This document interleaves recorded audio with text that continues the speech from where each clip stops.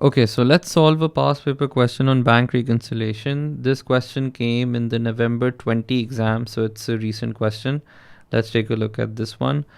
Okay, now over here they're saying Noor is a sole trader and prepares bank reconciliation at the end of each month. Part A. State 4 benefits of preparing a bank reconciliation. As in, why would a company prepare a bank reconciliation statement? So, obviously, we can write down some of the reasons. Number one, it will help us identify any errors made by the bank. So, if there is any transaction that the bank has missed out, so what can the bank miss out? Let's say the company has given a check to a supplier, but the supplier has not deposited the check. So the bank will not find out if a check has been given to a supplier. That's an error or a transaction that has been omitted by the bank. We can identify those errors. Similarly, we can identify errors in the cash book as well. There might be some transactions in the bank statement that the company has not recorded. An example would be bank charges that have been deducted by the bank but have not been entered in the cash book as yet. What else can we say? It will help you in accurate preparation of financial statements. So before you draw your financial statements, you would want to reconcile that the balance on your cash book also matches with the balance on the bank statement. And finally, we can also say that this will also help us prevent or identify any fraud taking place. So remember, just like keeping controls under control account, it is also important that we also keep a control over our cash book balance and bank statement balance to ensure that they both show the same number and no transaction has been omitted.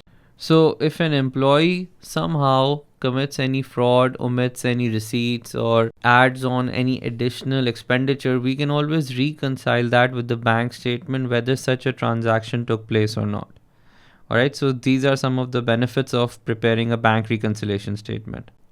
Okay, after that, they're asking to compare and show the differences between a bank standing order and a direct debit. What's the difference between the two? Okay, so another important thing, let's take a look. The first difference I can say over here is that standing order will be a fixed amount and direct debit will be a variable amount. So an example for standing order would be that let's say that if you would want to pay your landlord rent, you can authorize your bank to give instructions for standing order where on the first of every month a fixed amount can be paid. So let's say your rent is $10,000. So on the first, $10,000 will be deducted from your bank account. That's a standing order. On the other hand, direct debit would relate to utility bills, which the amount might vary. So in the summers, your electricity bill might be high, but in the winters, your electricity bill will be low. So under direct debit, the amount might vary. Secondly, the next difference we should look at is that standing order will be paid at a fixed interval. So just as I mentioned earlier, on the first would be instructions for standing order. But for direct debit, I would say that this would be irregular payments. It's not necessary that the installment has to be paid monthly. It can also be paid quarterly over here as well. And one thing more to note, the bank will trigger the standing order. So over here, the bank will have direct instructions to make this payment. Whereas under direct debit, the recipient of the money will have instructions or will have the right to trigger payments of the direct debit. So you guys should also know the difference between standing order and direct debit, as they're some of the popular transactions conducted through your bank account and should be part of your bank statement. Okay, now let's move forward, guys. Let's see what else are they asking over here. Right. Okay, so now over here you guys can see they've given you the bank statement. So remember, in the bank statement, credit side shows the inflows and the debit side shows the outflows, and that's your closing bank statement balance. Similarly, they've also given the cash book, which is prepared by the company. Under your cash book, the debit side shows your inflows and the credit side shows your outflows. Now what we'll do is we will first compare inflows with inflows and outflows with outflows to highlight any transaction omitted by the company or the bank. Okay, so let's start off with this. If I look at the bank statement, there is an inflow 927 926.4, that's credit. I can see there is a 927.4 over here as well. So we know that this has been entered at in both places. So we can just tick mark it briefly. Quick pause. If you're finding value in this explanation, there's so much more to discover. At Alt Academy, we break down every A-level concept with the same level of clarity. Now, let's continue. Okay, then we can see 184.95, 184.95. That's over here as well. 841.67, 841.67 entered by both the bank and the company.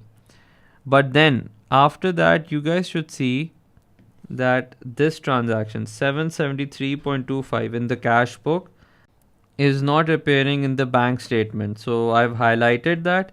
And similarly, in the bank statement, I can see there is a credit transfer from H Limited to 29.48. That is not appearing in the cash book. So I've highlighted one inflow each in the cash book and the bank statement, which is omitted.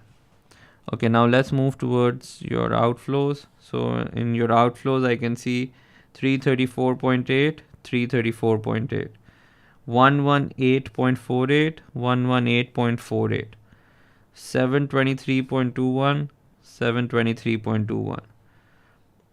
Okay, 1206.22, 1206.22. These are the transactions which have been correctly entered by both the cash book and the bank statement. However, now I can see 59.6 is not appearing in your cash book. 172.8 direct debit from Aisha is not appearing in your cash book. And in the cash book, 276.93 and this one, Usman, 985.33 is not appearing in your bank statement. So these are the transactions omitted by both the bank and the cash book respectively. Okay, so once we've highlighted all transactions that are omitted, we can now update our cash book and also draw our bank reconciliation statement.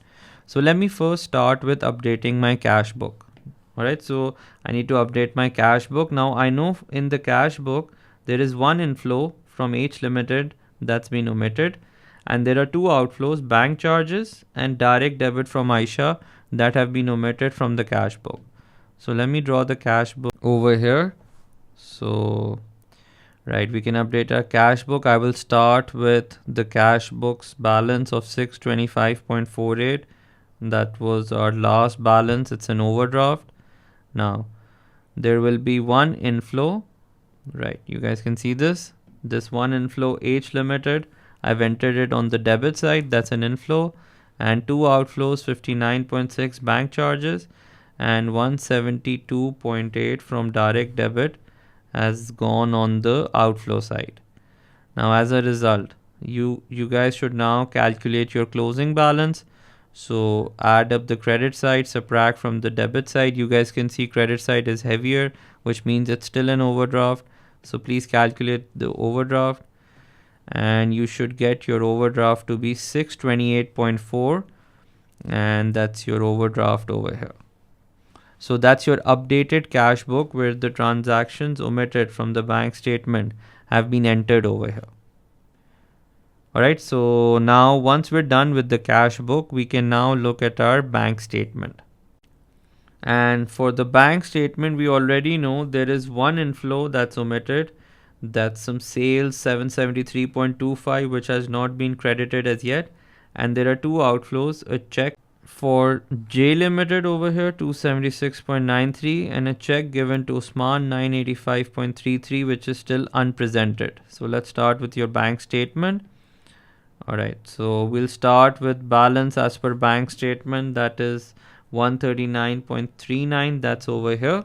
And we should also remember that a debit balance on bank statement will be negative balance for us, because remember, when we have a debit balance, that becomes a credit balance for the bank. It's an asset for the company but a liability for the bank.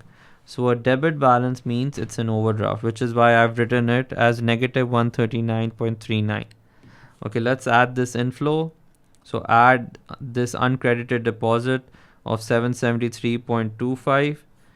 Then I have the two unpresented checks. One is for J Limited, other is for Usman. That's 985.33. Okay, now what you guys should do is minus 139.39, add this check, subtract these two checks, and you guys should arrive at the same figure as your cash book balance, 628.4. So over here, I have reconciled my updated cash book with my bank statement. So take a note over here. The purpose of this exercise is that the cash book and the bank statement should show the same balance after you've entered all the transactions. So as you guys can see, once I've entered all the transactions, they both should show the same balance. If they do not show the same balance, it means that there are still some entries that you have not corrected as yet. Our complete A-levels accounting course is waiting for you on our website. In addition to accounting, you can also find business, economics, maths, and 4 other full A-level offerings. So thousands of students who've already unlocked their potential. Visit All to Get Me right now.